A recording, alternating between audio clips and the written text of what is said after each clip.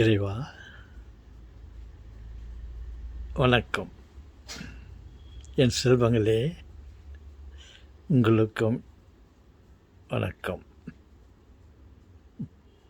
ததா பேசு மனமே பேசு, பேதை மனமே பேசு. செல்வங்களே, நீங்களும் கண்டுபிடிச்சிட்டிங்களா? தாத்தா எதையோ கண்டுபிடிக்கிறாருன்னு பார்த்தா நீங்களும் கண்டுபிடிச்சிட்டிங்களா? என்ன தாத்தா எங்களுக்கு புரியலையே. இல்லை, என்னை பேதைன்னு கண்டுபிடிச்சிட்டிங்களா? ஆமாம், அந்த உலகத்தில் பேதைகளும் மேதைகளும் இருந்து கொண்டே தான் இருக்கிறார்கள்.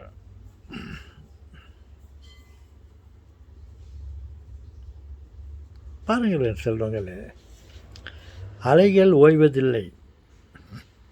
தாத்தா, நீங்கள் இந்தியாவுக்கு வந்துட்டீங்க தானே? இன்னும் பல்ல டென்டிஸ்ட்கிட்ட போகலையா? பல்லு கட்டிக்கலையா தாத்தா? எல்லாத்திற்கும் ஒரு நேரம் வரும் அப்படின்ட்டு ஒரு பழைய அது பழைய பொய், அது பழைய வார்த்தைகள். அது இங்கே வந்தோமா போயிட்டு பல்லு டாக்டர்கிட்ட காட்டிட்டு பல்லு போட்டுக்கணும். அதுக்கிட்டலாம் டைம் வரும்னா அதெல்லாம் சும்மா போச்சு. நம்மளா எஃபோர்ட் எடுக்கணும், அதுக்காக முயற்சி எடுக்கணும். அதுக்கு என்ன வழி இருக்குது அதை நம்ம நாடி சென்று சமாளிக்கணும். பாருங்கள், கடலிலே அலைகள் ஓய்வதில்லை. அப்படி என்று தான் நினைத்து கொண்டிருந்தோம். கடலுக்கு மேலே உலகத்திலே அலைகள் எப்படி ஓய்வதில்லையோ அதே போல்தான் வாகனங்கள், பலவிதமான வாகனங்கள்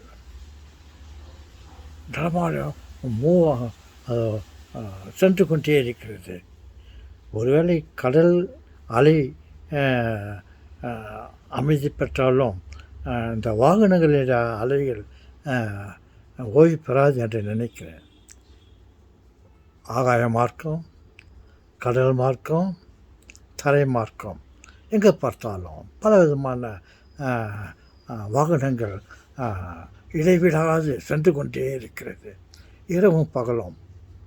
தான் இரவும் பகலன்றீங்களே, இரவில் எந்த வாகனம் ஓடி நிற்குதா? போய்கொண்டிருக்கிறது என்று சொல்கிறாங்களே. இப்போது இங்கே பகல் என்றால் அமெரிக்காவில் இரவு.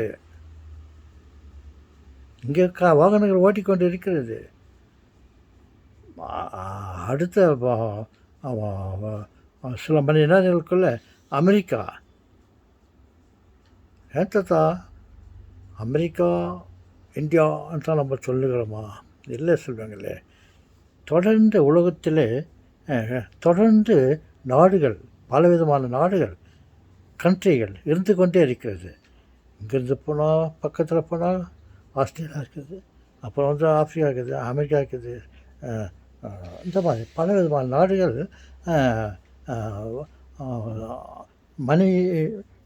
சில மணிகளுக்கு அப்பால் அடுத்த நாடு இருக்குது. அதற்கு சில மணி நேரங்களுக்கு போனால் அடுத்த நாடுகள் இருக்கிறது. இந்த மாதிரி உலகத்தை சுற்றி பல நாடுகள் இருக்கிறது அல்லவா? ஒரே அமெரிக்கா இந்தியா என்று இல்லை. அதற்கு மத்தியிலே எத்தனையோ நாடுகள் இருக்கிறது. அவன் தூங்கின்னு இருக்கிறான், நம்ம முழிச்சுன்னு இருக்கிறான். மதத்தில் இருக்கிற நாடுகள் கூட அவன் தூங்க போவான், அவன் எழப்போவான். இப்படி தொடர்ந்து இந்த வாகனங்கள் அலைகளைப் போல ஓய்வு இல்லாமல் சென்று கொண்டே இருக்கிறது. இவைகள் தான் இப்படி என்றால் நமது வாழ்க்கையிலும் பிரச்சனைகள் இருந்து கொண்டே தான் இருக்கும். ஒருவேளை வாகனங்கள் அமைதி பெறலாம், கடல் அலைகளும் அமைதி பெறலாம். ஆனால் மனித மனமோ அமைதி பெறுவதில்லை. நிறைய பிரச்சனைகள் இருந்து கொண்டே தான் இருக்கிறது. ததா ஆமாம் தாத்தா, நீ சொன்னதா இதெல்லாம் ஞாபகம் வருது.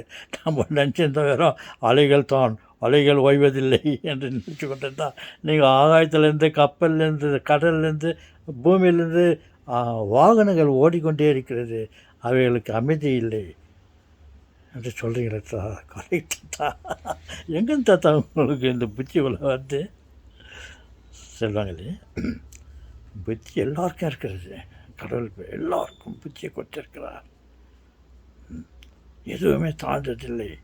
யாரும் புத்தி யாருக்கு ஒருத்தர் புத்தி இல்லைன்னு நினைக்கிறோமோ அது தவறு.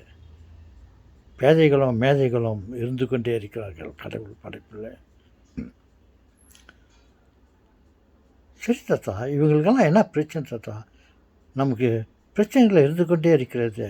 என்ன பிரச்சனை தாத்தா? எப்படி தாத்தா இதெல்லாம் நம்ம எப்போ இதெல்லாம் அமைதியை பெறும்?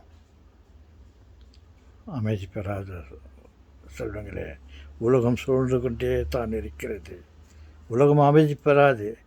அதே போல் நமது பிரச்சனைகளும் இருந்து கொண்டே தான். அதற்கு என்ன வழி தாத்தா?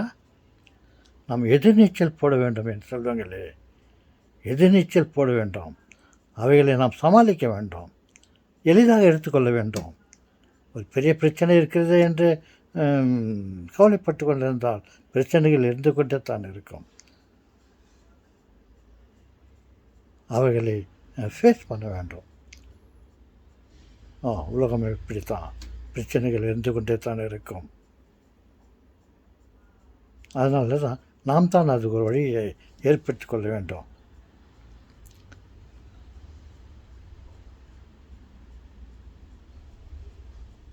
பாருங்கள், பக்கத்து வீட்டில் இருக்கிறாங்க, நம்ம இருக்கிறோம். அவங்களால நமக்கு ஏதாவது பிரச்சனை இருக்குது.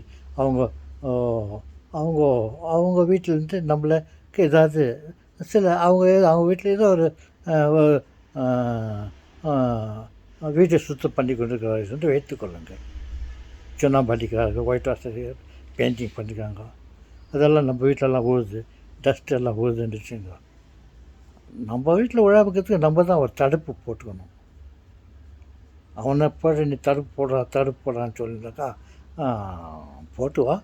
இல்லை இருந்தாலும் நம்ம தேவைக்கு நம்ம தான் ஒரு தடுப்பு போட்டுக்கன்னா தூள், கல், மண், அந்த பெயிண்ட்டு இதெல்லாம் நம்ம மேலே வீட்டில் விழாது.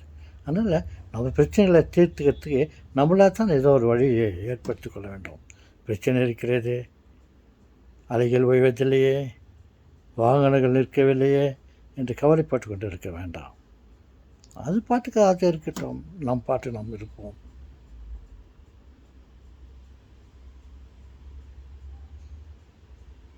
ஓகே சொல்லுங்களே.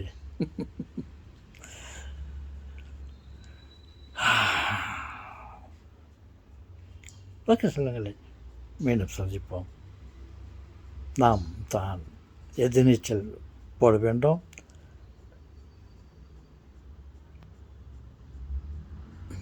ஓகே, வணக்கம்.